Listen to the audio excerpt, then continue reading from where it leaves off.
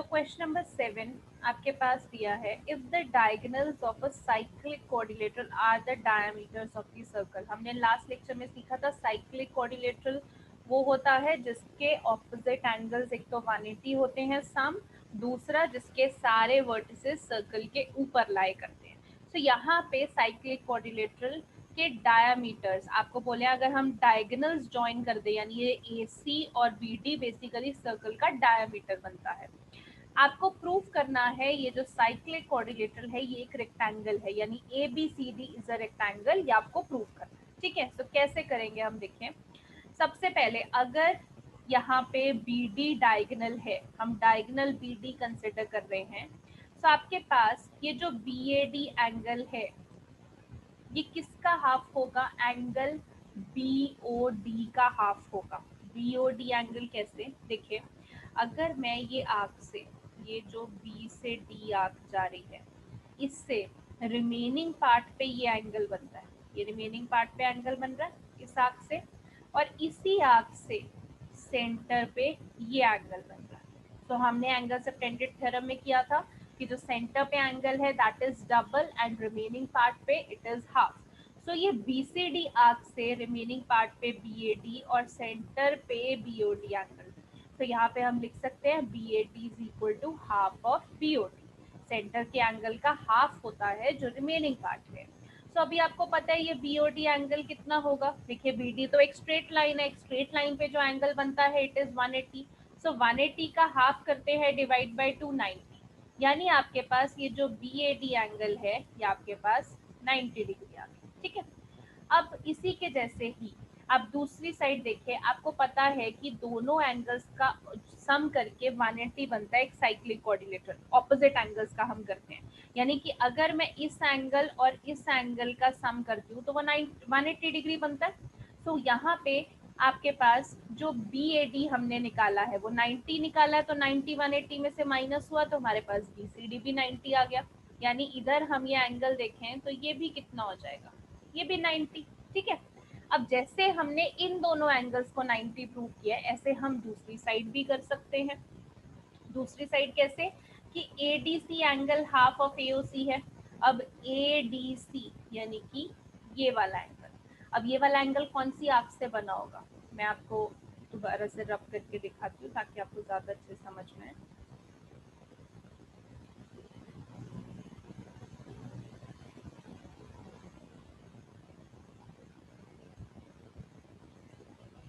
तो अगर मैं ADC एंगल की बात करती हूँ, ये कौन सी आर्क से बना है, ABC आर्क से बना है. ये वाला आपके पास ABC आर्क से एंगल ADC बना है. तो आपके पास ये देखिए ये रिमेनिंग पार्ट पे ये एंगल बनेगा, और इसी ABC आर्क से सेंटर पे ये एंगल बनेगा AOC. तो अभी रिमेन जो सेंटर वाला एंगल है ये वाला, अगर ये 180 है क्योंकि आपके पास स्ट्रेट लाइन का एंगल है, तो ये रिमेनिंग पार्ट का कितना हो जाएगा, 90 डिग्री हो जाएगा. तो वही आपको लिखना है, that angle ADC is half of AOC. AOC अगर 180 है उसका हाफ 90. अब फिर से वही चीज कि अगर ये एंगल 90 है so angle D plus angle B sum कितना होगा 180 because opposite angles of cyclic coordinator. So ये अगर 90 है तो एंगल B भी कितना आ जाएगा 90 डिग्री. तो हम वही लिखेंगे कि ADC प्लस ABC दोनों का सम 180 है साइक्लिक कोऑर्डिनेटर. अगर ADC 90 है तो ये 90 उधर माइनस होके ABC भी 90 आ जाएगा. सो नाउ चारों एंगल्स 90 डिग्री हो गए. Each interior angle of a cyclic coordinator is 90 degree, therefore it is a rectangle. Okay, चलिए प्लीज नोट इट डाउन. और यहाँ पे जब ये आप हाफ एंगल लिखते हो तो बेटर है यहाँ पे ब्रैकेट में एंगल सबटेंडेड थ्योरम लिख दो, रीजन जरूर लिखो कि क्यों हुआ ये half angle. Excuse me, ma'am. Yes, Ma'am, AC and BD both are the diameters of the circle. Yes, आपको क्वेश्चन में दे रखा है if diagonals of a cyclic coordinator are the diameters. So दोनों डायगोनल्स आपके पास डायमीटर्स. Okay.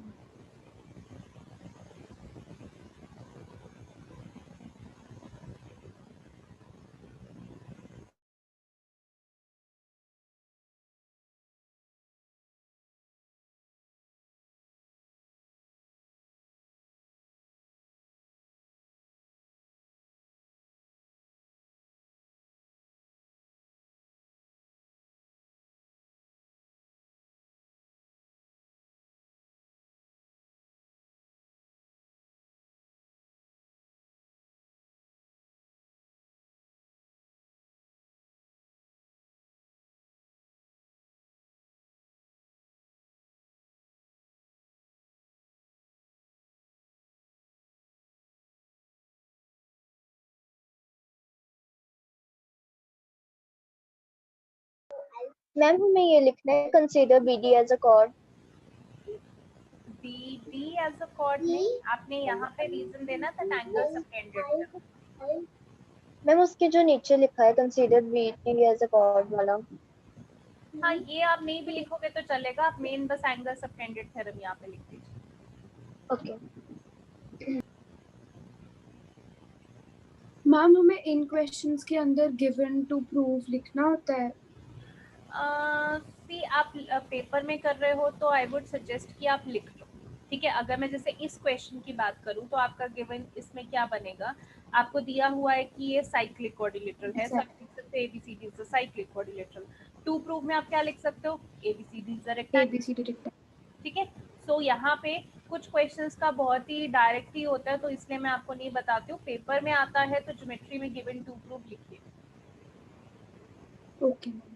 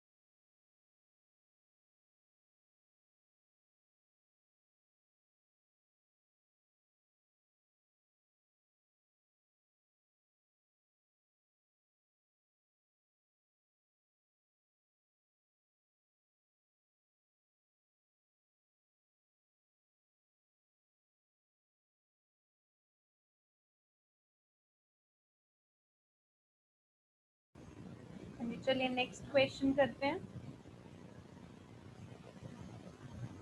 नेक्स्ट क्वेश्चन आपको बोला है if the non parallel sides of a trapezium are equal prove that it is a cyclic trapezium. तो ये question काफी important है, आपको बोलना है नॉन पैरेलल साइड्स। अगर मैं ABCD एक ट्रेपेजियम बनाती हूँ तो यहाँ पे AB और DC ट्रेपेजियम की पैरेलल साइड्स हैं, और अगर मैं AD और BC की बात करती हूँ तो ये नॉन पैरेलल साइड्स हैं। आपको क्वेश्चन में दिया that non parallel sides are equal, यानी अगर आप गिवन में लिखना चाहते हो तो AD is equal to BC, this is your given. आपको प्रूव करना है that it is a cyclic trapezium. So cyclic trapezium prove करने के लिए क्या होता है कि ऑपोजिट सम का जो ऑपोजिट एंगल्स हैं उनका सम आपके पास 180 डिग्री आना चाहिए, तो साइक्लिक ट्रेपेजियम हो जाएगा। सो आप टू प्रूव में लिख सकते हो angle A plus C is equal to 180 and B plus D is equal to 180, आपको टू प्रूव करना है, ठीक है। सो अब करेंगे कैसे, देखें। हम सबसे पहले ट्रेपेजियम लेते हैं। सो यहाँ पे हमने कंस्ट्रक्शन की है, जो ये आपका ड्रॉ वाला पोर्शन है ये आप कंस्ट्रक्शन में लिख सकते हो कि हमने AM परपेंडिकुलर ड्रॉ किया DC पे, और ये BN आप देख सकते हो ये भी हमने DC पे परपेंडिकुलर ड्रॉ किए। अब हम दो ट्राइंगल्स ले रहे हैं, एक AMD और एक BNC। दोनों ट्राइंगल्स को कॉन्ग्रुएंट करने हैं, तीन रीजन चाहिए। देखिए पहला रीजन तो AD is equals to BC, क्योंकि नॉन पैरेलल साइड्स आपको बराबर दे रखी थी तो हमने वो लिख दिया। दूसरा रीजन आप देख सकते हो कि यहाँ पे परपेंडिकुलर है तो ये भी एंगल 90, ये भी एंगल 90, तो AMD is equal to BNC by construction 90 degree. तीसरा रीजन आप देखिए, अगर हम AB और CD को पैरेलल कहते हैं, पैरेलल लाइंस के बीच में जो परपेंडिकुलर डिस्टेंस होता है इट इज ऑलवेज सेम, ये पैरेलल लाइंस की डेफिनेशन है। सो अगर ए बी और सी डी में जो परपेंडिकुलर है ए एम और बी एन, ये ए एम और बी एन दोनों इक्वल लेंथ के ही होंगे क्योंकि ए बी और डी सी पैरेलल है. So AM is equal to BN because perpendicular distance between two parallel lines is same. So आपके पास दोनों ट्राइंगल्स कॉन्ग्रुएंट हो गई हैं किससे? RHS से. आप देख सकते हो एक आपके पास 90 डिग्री बन रहा है, उसके ऑपोजिट ADB रीजन चूज किया जो हाइपोटेन्यूज है और एक साइड हमने AM ले ली. अगर ये दोनों ट्राइंगल्स कॉन्ग्रुएंट होती हैं so ADC is equal to BCD, यानी कि ये वाला एंगल ADC और ये वाला एंगल BCD CPCT से हम इक्वल कर सकते हैं. तो हमने इनको CPCT से इक्वल कर दिया, but this is not done, हमें तो साइक्लिक प्रूव करना है. तो उसके बाद देखें हम दो ऐसे एंगल्स लेंगे जो सेम साइड पे, यानी को इंटीरियर एंगल BAD और ADC. आप देख सकते हो यहाँ पे BAD यानी ये वाला एंगल प्लस ये वाला एंगल, ये दोनों एंगल्स का सम 180 डिग्री होगा, को interior angles.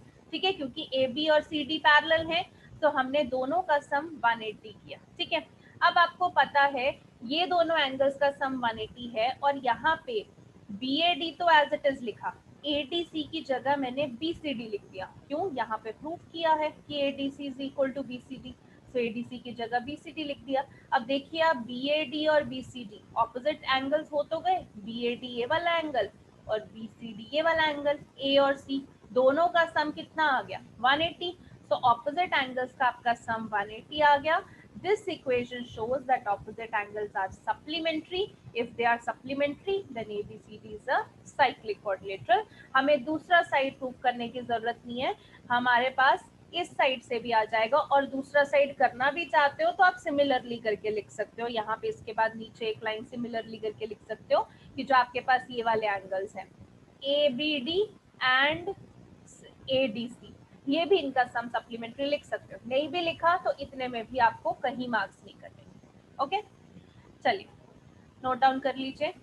Given to proof मैंने बोल दिया था, कंस्ट्रक्शन में ये लिख देना.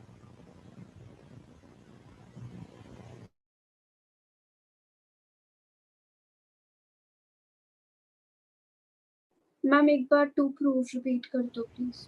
हाँ जी, to prove is angle BAD plus angle BCD is equals to 180 degree.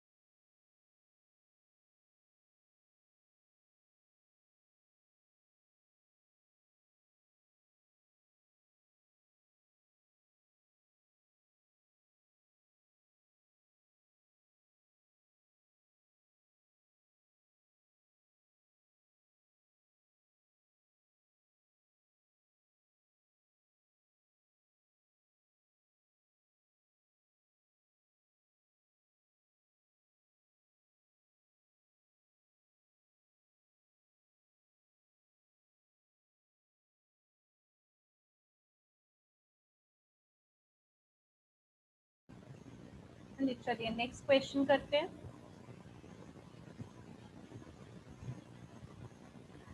Question number 9। अब इस क्वेश्चन की जितनी फिगर आपको कंफ्यूजिंग लग रही है उतना नहीं है, ध्यान से इसको समझना, इट इज इजी। आपके पास दिए two circle intersected 2 point B and C. Through B the line segment A B D and P B Q are drawn. आप देख सकते हो A B D and P B Q straight lines जा रही हैं। आपको प्रूफ करना है A C P is equal to Q C D. This is your to proof. ठीक है, तो हम करेंगे क्या, सबसे पहले फिगर में देखिए ये ए और पी पॉइंट है, हम इनको एक तो ज्वाइन कर देंगे, और डी और क्यू है इनको ज्वाइन कर देंगे। तो हमने इनको ज्वाइन कर दिया। अभी क्या क्या रीजंस होंगे वो हम सबसे पहले देखते हैं। देखिए अगर मैं ये ए पी कॉर्ड लेती हूँ, इस कॉर्ड से जो इधर बन रहा होगा सर्कल में वो एक सेगमेंट है, और जो कॉर्ड एपी के राइट हैंड साइड पे जितना सर्कल बचा वो दूसरा सेगमेंट हो गया। तो इस एपी कॉर्ड से देखिए दो एंगल बन रहे हैं। एक तो ये angle A B P angle बन रहा है, ये वाला पूरा, और इसी एपी कॉर्ड से एक एंगल ये बन रहा है ए सी पी एंगल। आप देख सकते हो ये पूरे एंगल्स बन रहे हैं, और ये दोनों एंगल किससे बन रहे हैं, एपी कॉर्ड से ही बन रहे हैं। सो पीबीए और एसीपी जो एंगल्स हैं आपके, PBA this angle, ACP this angle, they are equal because angle in the same segment are equal. ऐसे ही अगर आप डीसी कॉर्ड लेते हो, ठीक है, डीसी कॉर्ड आपके D Q sorry D Q आपके पास कॉर्ड है। इस डी क्यू कॉर्ड से आप देखिए एक तो आपके पास एंगल ये बन रहा है, और इसी डी क्यू कॉर्ड से एक ही एंगल बन रहा है। तो ये भी दोनों एंगल्स बराबर होंगे because angle in the same segment of the circle. So D B Q is equal to Q C D, angle in the same segment. ठीक है, अब तीसरा एंगल जो है, तीसरा एंगल आपके पास कौन से आते हैं, देखिए आपके पास ए बी डी और पी बी क्यू, ये दोनों लाइन स्ट्रेट है जो क्रॉस कर रही है, A B D line segment और पी बी क्यू।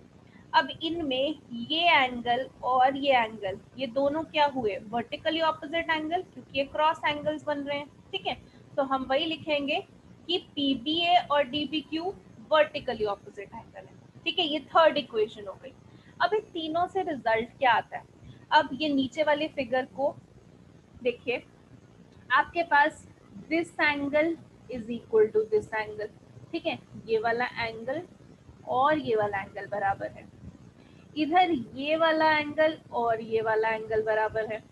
बट अगर हम देखें आपस में ये दोनों एंगल्स भी बराबर हैं, तो हम कह सकते हैं फ्रॉम 1 2 एंड 3 कि ये दोनों भी आपस में बराबर होंगे। ठीक है, रीजन समझ में आया। तो वही लिखा, फ्रॉम 1 2 एंड 3 आपके पास वो जो एंगल्स बन रहे थे, ये वाला एंगल एसीपी और ये वाला एंगल डीसीक्यू, ये बराबर है। सो एसीपी डीसीक्यू लिखो या क्यूसीडी, बात एक ही है, उन्होंने आई थिंक क्वेश्चन में क्यूसीडी बोला है। So ACP and QCD are equal. ठीक है, सो बेसिकली तीन इक्वेशंस हमें लगी, दो इक्वेशन हमारी angle in the same segment, तीसरी वर्टिकली ऑपोजिट एंगल्स, एंड ये बराबर हो गया। प्लीज नोट इट डाउन, नहीं समझ में आया तो प्लीज पूछ लो, कंफ्यूजन नहीं रखना।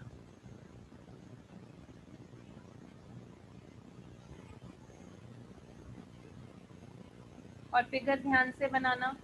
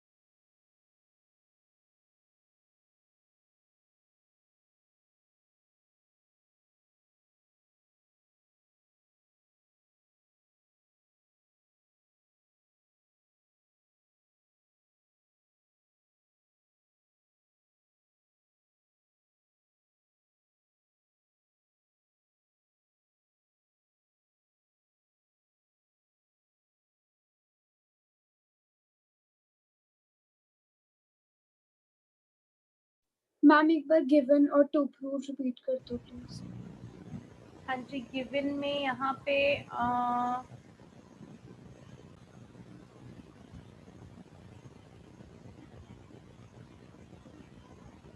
जी, नेक्स्ट क्वेश्चन करते हैं। नेक्स्ट आपको बोला है if circles are drawn taking two sides of triangle as diameter, यानी कि अगर मान लीजिए ए बी से हमने एक ट्राइंगल ड्रॉ की, तो ए बी साइड यूज करके एज अ डायमीटर हमने लेफ्ट वाला सर्कल ड्रॉ कर दिया, और ए सी साइड को एज अ डायमीटर यूज करके हमने राइट वाला सर्कल ड्रॉ कर दिया। Prove that the point of intersection of these circle lie on the third side. जो पॉइंट ऑफ इंटरसेक्शन है इस सर्कल का वो थर्ड साइड पे लाई करता है, ठीक है।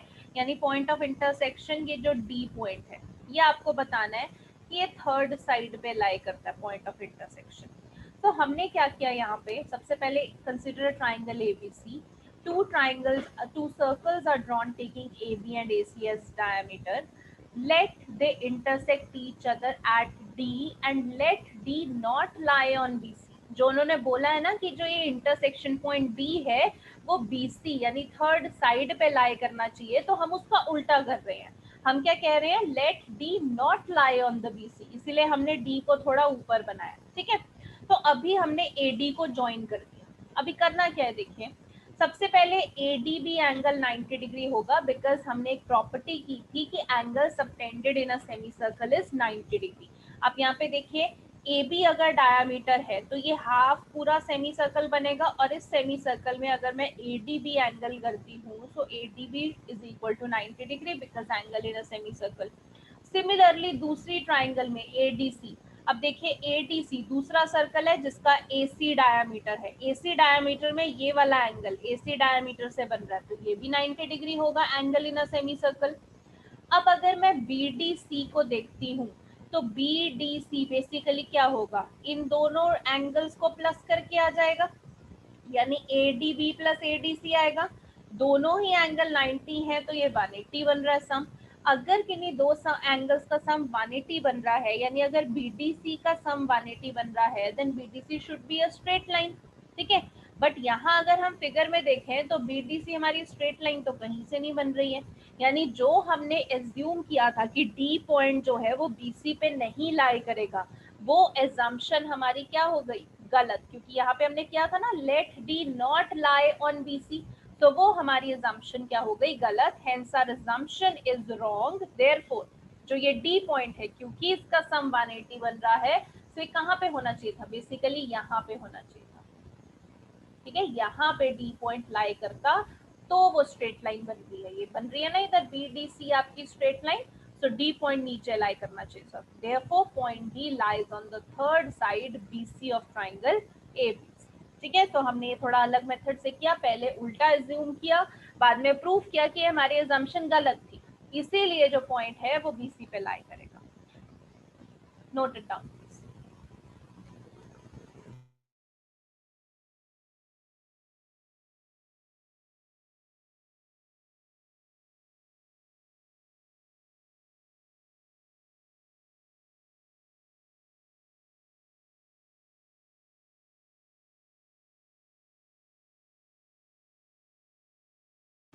यहाँ पे अगर आपको टू प्रूफ लिखना होगा तो आप लिख सकते हो that point D lies on BC, this is your to prove, point D lies on BC,